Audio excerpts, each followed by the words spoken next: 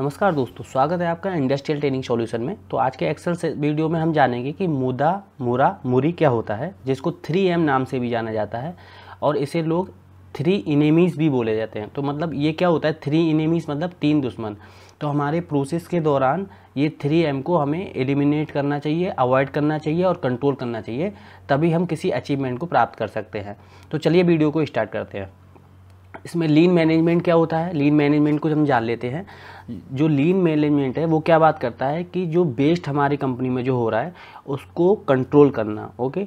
और हमारी जो कॉस्ट लग रहा है उस कॉस्ट के साथ में हमारा जो प्रोडक्ट है उसमें ज़्यादा क्वालिटी इश्यूज़ ना हो, और हमारा जो प्रोसेस जो कॉस्ट जो लग रहा है वो ज़्यादा बर्बाद ना हो। तो ये लीन मैनेजमेंट में क्या होता है, और ये बहुत ही ज़्यादा सिंपल टर्न है। और इसमें क्या होगा, अगर हम लीन मैनेजमेंट के थ्रू चलेंगे तो हम मोर वैल्यू ऐड कर सकते हैं, अपने कम काम में हम ज़्यादा वैल्यू ऐड कर सकते हैं। मतलब अगर हमने कोई भी प्रोडक्ट बनाया है और वो एंड ऑफ द टाइम वो रिजेक्ट हो गया, तो हमारा क्या होगा, हमारा रिजेक्शन होने की वजह से हमें कोई भी बेनिफिट नहीं मिल पाएगा। तो इस चीज़ का हमें विशेष ध्यान रखना है कि अगर हम कोई भी प्रोडक्ट बना रहे हैं तो वो अच्छी तरह से प्रोड्यूस हो और हम उसको मार्केट में सेल कर सकें और उसका जो कॉस्ट है वो कंपनी में ला सकें और कंपनी को फ़ायदा पहुंचा सकें।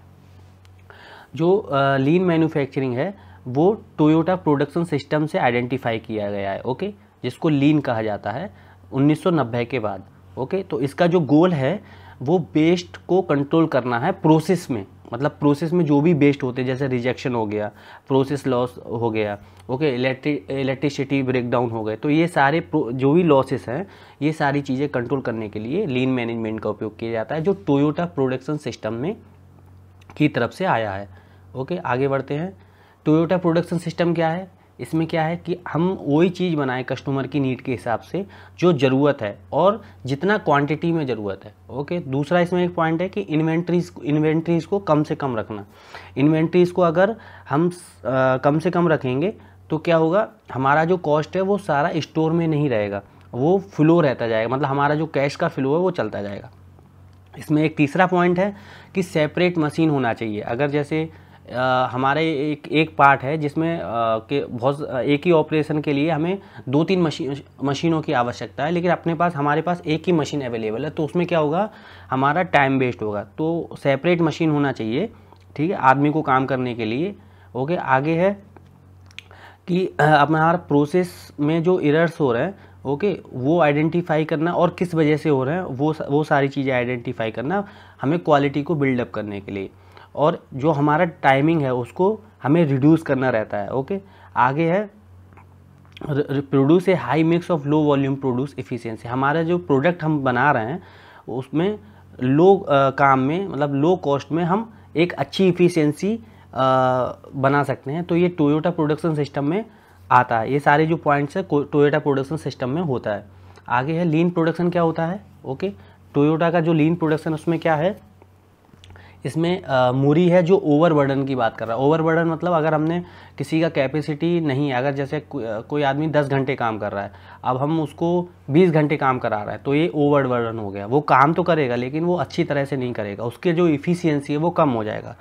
इनकन्सिस्टेंसी मुरा, जो इनकन्सिस्टेंसी, अगर कोई चीज़ कंसिस्टेंट नहीं है, ओके, तो वो मुरा के अंतर्गत आता है। मुदा क्या होता है, बेस्ट मतलब जैसे मैंने बताया, कोई भी पार्ट बनाया, वो end of the time process 1, process 2, process 3, process 4 किया, उसके बाद वो रिजेक्ट हो गया, तो अल्टीमेटली ये कॉस्ट, कंपनी की कॉस्ट पे इफेक्ट पड़ा। तो ये सारे जो 3M है, 3 इनेमीज़ हैं, वो हमारे TPS के मेन गोल हैं। आगे बढ़ते हैं। हमें जो जैसे आपको बता दिया, मुदा बेस्ट, मुरी स्ट्रेन या ओवरबर्डन एंड मुरा अनइवननेस। चलिए एक एक करके स्टार्ट कर देते हैं। यहाँ मुदा क्या है, यहाँ पे एक फ्लो चार्ट दिखा है जिसमें हमने किसी भी चीज़ को बनाते हैं तो हम सबसे पहले इनपुट देते हैं। हमने उसके बाद प्रोसेस 1 से कोई पार्ट निकाला, उसके बाद में प्रोसेस 2 से निकाला, प्रोसेस 3 से निकाला, प्रोसेस 4 से निकाला, उसके बाद में वी मतलब वैल्यू एडिड प्रोडक्ट। मतलब हमारा अगर प्रोडक्ट सही गया तो ठीक है, अगर वो एंड ऑफ द टाइम अगर वो रिजेक्ट हो गया, यहाँ पे रिजेक्ट हो गया मान लो, तो ये प्रोसेस 1, प्रोसेस 2, प्रोसेस 3 की जो कॉस्ट है, machine cost, man power cost, electricity cost, ये सारी कॉस्ट कंपनी पे इफ़ेक्ट करेगा, ये सारी कॉस्ट कंपनी के वर्कर की सैलरी पे इफ़ेक्ट करेगा। तो हमें याद रखना है, ये सारी चीज़ें याद रखनी है। अगर हम कोई भी प्रोडक्ट को बना रहे हैं तो अच्छी तरह से प्रॉपरली जो उसके पैरामीटर्स हैं, जो मशीन के पैरामीटर्स हैं, जो क्वालिटी पॉइंट्स हैं, वो हम 1 बाय 1 चेक करते हुए ही बनाएं। ऐसा ना हो कि अगर हम एंड ऑफ द प्रोसेस पे हमने पार्ट को रिजेक्ट कर दिया तो उससे क्या लॉस ही हुआ ना, कि अगर प्रोसेस 1 पे रिजेक्ट हो जाता तो उतना प्रॉब्लम नहीं था, लेकिन एंड ऑफ द प्रोसेस पे हो गया है। अगर प्रोसेस 4 पे भी अगर उसका रिवर्क पॉसिबल है तो रिवर्क कर सकते हैं। जैसे अगर कस्टमर की एक्सेप्टेशन है, जैसे इतना चल जाएगा, ओके, कस्टमर बोल रहा है कि इतना चल जाएगा, इतने में प्रॉब्लम नहीं है, तो कोई बात नहीं है, रिवर्क हम कर सकते हैं, लेकिन रिवर्क का भी एक कॉस्ट इसमें ऐड हो जाता है। तो इन चीज़ों का विशेष ध्यान रखना है। अगर हम किसी भी पार्ट को बना रहे हैं, प्रोसेस कर रहे हैं, तो वो सारा ओके होना चाहिए, पैरामीटर सारे लिमिट में होने चाहिए, मशीन के पैरामीटर लिमिट में होने चाहिए, क्वालिटी पॉइंट्स 1 बाय 1 चेक होने चाहिए, ओके। तो उससे क्या होगा, हमारा जो प्रोडक्ट है वो एक बार में सही बनेगा। आगे बढ़ते हैं। इकोनॉमिक वैल्यू ऑफ वेस्ट, ये क्या बात करता है? अगर हमने, वही है कि अगर हमने कोई पार्ट बनाया, उसमें एक कॉस्ट लगा, ठीक है, इनपुट दिया हमने, एक कॉस्ट लगा, कॉस्ट लगने के बाद में वो एंड ऑफ द टाइम पे अगर रिजेक्ट हो गया तो ये क्या है, डायरेक्ट लॉस है टू द कंपनी, ये डायरेक्ट लॉस है कंपनी का, ओके। तो इससे क्या होगा, कंपनी पे बहुत ज़्यादा इफ़ेक्ट पड़ेगा, और अगर ऐसे ही होता रहा तो ये 10 से 35% कंपनी के टर्नओवर पे इफ़ेक्ट करेगा। तो इस चीज़ का विशेष ध्यान रखना है कि हमें इन चीज़ों की वजह से हमें कंपनी को नुकसान नहीं पहुंचाना है, और कंपनी के जो के अंदर जितने भी प्रोडक्ट हम बना रहे हैं अच्छी तरह से बनाएं। आगे बढ़ते हैं। 7 टाइप्स के ये वेस्ट हैं, इनको हमें कंट्रोल करना है ड्यूरिंग वर्किंग।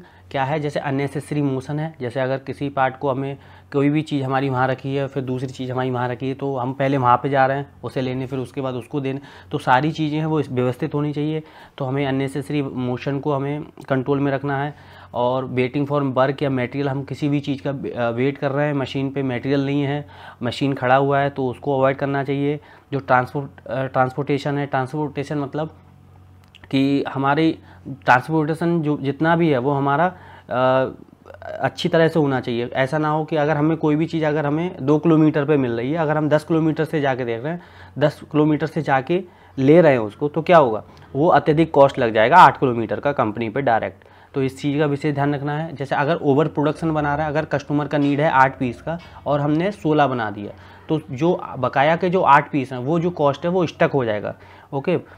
प्रोसेसिंग हो गया, जैसे वही बताया कि अगर रिजेक्ट हो गया पार्ट, फिर को उसको रीप्रोसेसिंग करना, उसको बचाना है, इन्वेंट्रीज पे कंट्रोल करना है, करेक्टिव ऑपरेशन पे कंट्रोल करना है। तो इस 7 टाइप के जो वेस्ट हैं उनको हमें मुद्दा के अंतर्गत हमें सारी चीज़ें कंट्रोल करनी है, ओके। मोशन क्या होता है मुद्दा में, आगे बात करते हैं। जैसे अगर हमारी कुछ फाइल्स है जिसे हमें ज़रूरत है, हमें सर्च कर रहे हैं हम फाइल, अगर हमें कोई डॉक्यूमेंट किसी पार्ट का लेना है या कुछ भी स्टैंडर्ड हमें देखना है, तो हम फाइल को सर्च कर रहे हैं, अपना टाइम वेस्ट कर रहे हैं। तो हमारी जितनी भी सारी फाइल्स हैं वो सब पे टैग होना चाहिए, ओके, व्यवस्थित अलमीरा में लगा होना चाहिए, ताकि हम अगर किसी भी चीज़ की ज़रूरत है तो हम उसको निकाल सकें। आगे है हमारी बहुत सारी फाइल्स रखी रहती है हमारी डेस्क पे, फिर हम उनको क्लियर करते हैं, ओके। अगर हमें किसी से इन्फॉर्मेशन लेना है, तो मान लीजिए किसी से इन्फॉर्मेशन लेना है, तो कभी हम उधर डिपार्टमेंट पे जा रहे हैं, कभी हम उधर जा रहे हैं, तो इससे क्या होगा, बहुत सारे लॉस होंगे।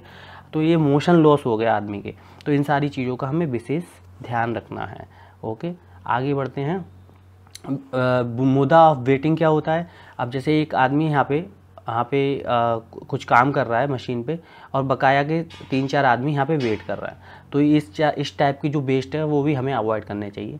यहाँ पे भी एक उदाहरण है, मशीन पे एक आदमी काम कर रहा है, मटेरियल नहीं है, अब वो वेट कर रहा है, तो यहाँ पे मैन पावर कॉस्ट गया, इलेक्ट्रिसिटी कॉस्ट गया, ठीक है, और जो भी कंपनी का जो फ़ायदा होने वाला था प्रोडक्शन का, वो भी लॉस हो गया। तो इस सारी चीज़ों को हमें अवॉइड करना चाहिए। आगे बढ़ते हैं। मुद्दा ऑफ वेटिंग में क्या है, वेटिंग करना, फैक्स के लिए वेटिंग करना रहता है, ओके। अगर हमारा सिस्टम जैसे कंप्यूटर हम चला रहे हैं, ओके, अगर उसमें पावर चला गया, ओके, तो उसको ओपन करने के लिए हम वेट कर रहे हैं, तो ये सारे टाइप के वेस्ट हैं। तो इन सारे वेस्ट को हमें कंट्रोल करना रहता है, ओके। आगे बढ़ते हैं। ट्रांसपोर्टेशन में एक बहुत अच्छा उदाहरण है, यहाँ पे 2 टी शर्ट हैं, सेम ही कपड़ा है, ओके, सेम ही प्रोसेस है, लेकिन एक टी शर्ट 29 का, एक 35 का। ऐसा क्यों हुआ? क्योंकि जो 35 वाला टी शर्ट है उसका ट्रांसपोर्टेशन कॉस्ट लग गया, ओके। जो 29 वाला है उसने अपना सेल 29 में इसलिए कर रहा है कि उसका ट्रांसपोर्टेशन कॉस्ट कम है, उसने नज़दीक में ख़रीद लिया उतने ही दाम में रॉ मटेरियल। तो इस चीज़ का हमें विशेष ध्यान रखना है, हम जहाँ से भी मटेरियल खरीद रहे हैं हम ट्रांसपोर्टेशन कॉस्ट को कंट्रोल करें, ओके। तो ये भी इस टाइप का बेस्ड है जो हमारी कंपनी पे डायरेक्टली इफेक्ट करता है। आगे है ट्रांसपोर्टेशन में और क्या है, अगर हम किसी दूसरी जगह पे जा रहे हैं कुछ फाइल लाने के लिए, अगर हमें ज़रूरत है तो भी ट्रांसपोर्टेशन कॉस्ट लगेगा, ओके। या हम किसी से सिग्नेचर लेने के लिए जा रहे हैं किसी फाइल पे तो भी ट्रांसपोर्टेशन कॉस्ट लगेगा। तो इन सारी चीज़ों का विशेष ध्यान रखना। आगे बढ़ते हैं। मुद्दा ओवर प्रोडक्शन के लिए, अब जैसे मैंने बताया यहाँ पे अगर ये आदमी है, यहाँ पे क्या दिया है कि ये मशीन चला रहा है और इसने प्रोडक्शन कर रहा है। अब ये प्रोडक्शन करते करते ओवर प्रोडक्शन कर रहा है तो कुछ पार्ट नीचे भी गिर रहा है, नीचे गिर रहा है मतलब पार्ट की क्वालिटी पे इफेक्ट पड़ रहा है। और अगर हम ओवर प्रोडक्शन करेंगे, ओके, तो ओवर प्रोडक्शन करने के बाद क्या होगा, ये सेल नहीं उतना हो रहा है लेकिन हम ओवर प्रोडक्शन करते जा रहे हैं तो कंपनी का जो फंड है वो यहाँ पे स्टक हो गया। तो इन चीज़ों को विशेष ध्यान रखना है। आगे है ओवर प्रोडक्शन में और पॉइंट्स हैं, हमें इन्फॉर्मेशन होना चाहिए कि कस्टमर को कितना नीड है। अगर कस्टमर को 100 बॉक्स नीड है तो 100 बॉक्स ही बनाए, ये नहीं कि 100 के 200 बना दिए। कस्टमर तो जितना बोलेगा उतना ही बनाना पड़ेगा, लेकिन अगर ओवर प्रोडक्शन करेंगे तो हमारा जो फंड है कंपनी का वो स्टक हो जाएगा, ओके। ये सारी चीज़ें हैं हमें बहुत अच्छी तरह से प्लान करनी चाहिए। मुद्दा और प्रोसेस में क्या था, जैसे प्रोसेस में भी बेस्ड होता है। जैसे अगर हमें कुछ लाइट चीज़ें हैं कुछ उठानी है तो हम बाई हैंड भी उठा सकते हैं, लेकिन अभी यहाँ पे देख सकते हैं पिक्चर में ये फोर्क लिफ्ट से अगर हम उठाएंगे तो यहाँ पे इलेक्ट्रिसिटी लॉस आएगा।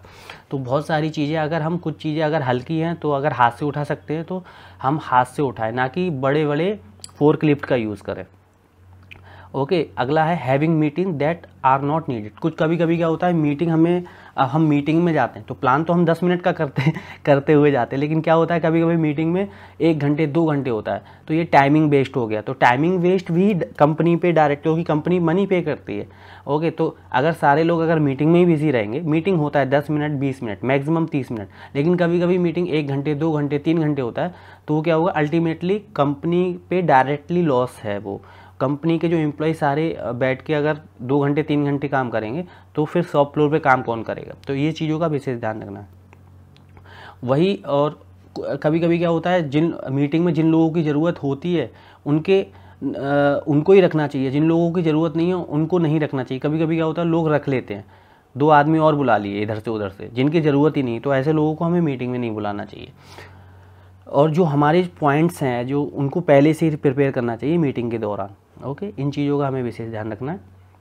और प्रोसेस में क्या है, जैसे क्रिएटिंग रिपोर्ट्स, ओके, में जो है कंट्रोल करना चाहिए। और repeated manual entry of data, अब जैसे हम कुछ भी डाटा को डाल रहे हैं, हम क्रॉस चेक नहीं करते जा रहे हैं, तो एंड ऑफ द टाइम हमें पता चला अरे ये डाटा तो एरर है, इसमें ये एरर है, तो अब हम उसको रिपीटली हम मैनुअली डाल रहे हैं। तो हम जब भी कोई भी डाटा डालें या कोई भी हम रिपोर्ट्स बनाएं तो उसको 1 टाइम ही बनाएं, ना कि उसमें अपना टाइम व्यर्थ कर दें।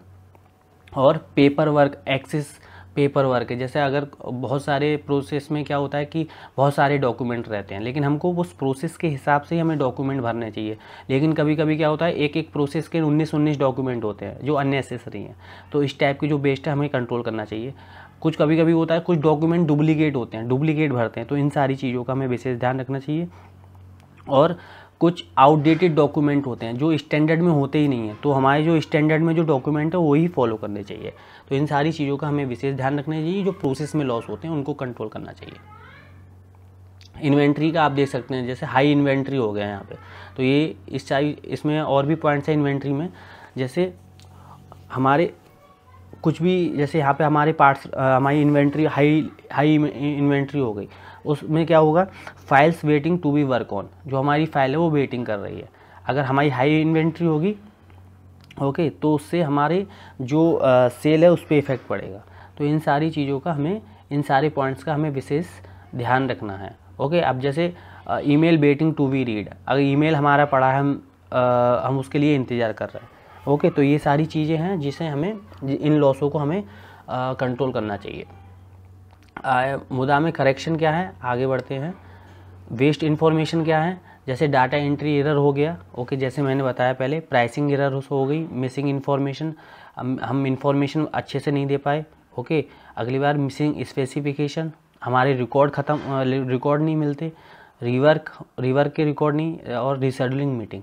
तो इन सारी प्रोसेस लॉस को हमें कंट्रोल करना चाहिए, ओके। जो भी हमारे सिस्टम में एरर्स या रिवर्क या मिस्टेक हो रही है, तो इन सारी चीज़ों को कंट्रोल करना चाहिए।